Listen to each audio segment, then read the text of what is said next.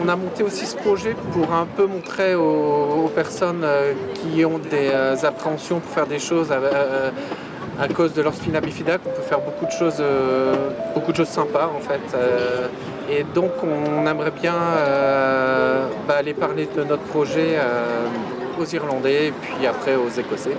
Donc on est attendu là-bas pour rencontrer à la fois les médecins, les infirmiers, les infirmières et les patients et les familles de patients.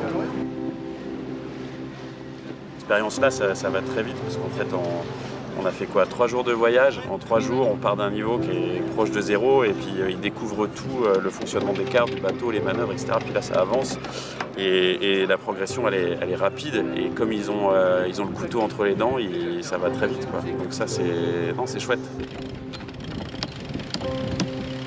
On s'entend vraiment bien. Tout le monde trouve sa place, même si tout le monde ne peut pas tout faire. La façon la plus incroyable de traverser la Manche, c'est quand même à la voile, et puis d'arriver. On a rencontré des personnes qui ont le même quotidien que nous, tout en étant dans un pays étranger.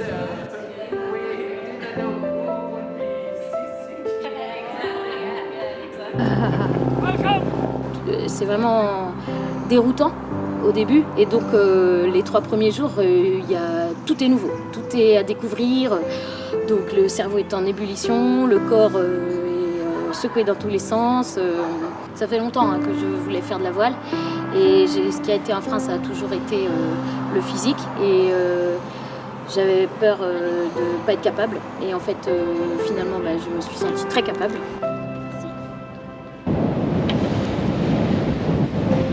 Et là, je suis à un poste par contre où tout se joue au niveau des sensations. Donc ça doit être assez déstabilisant pour les autres de voir le barreur qui ne regarde pas du tout à l'horizon.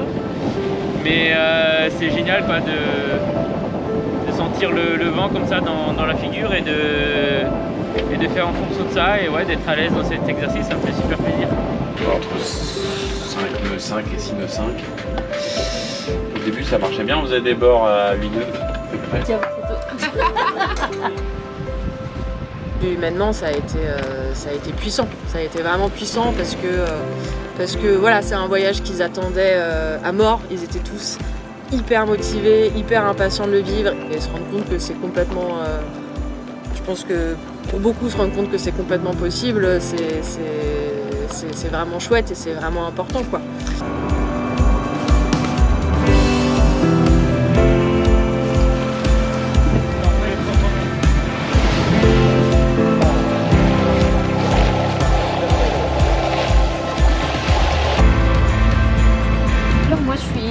J'évolue, je grandis, je vis dans un monde de valides. Je suis pas entourée de personnes en situation de handicap, ou très peu. De parler de ça sans qu'il y ait tabou, de se sentir comprise. Là, ça fait du bien de laisser un peu de place à ça.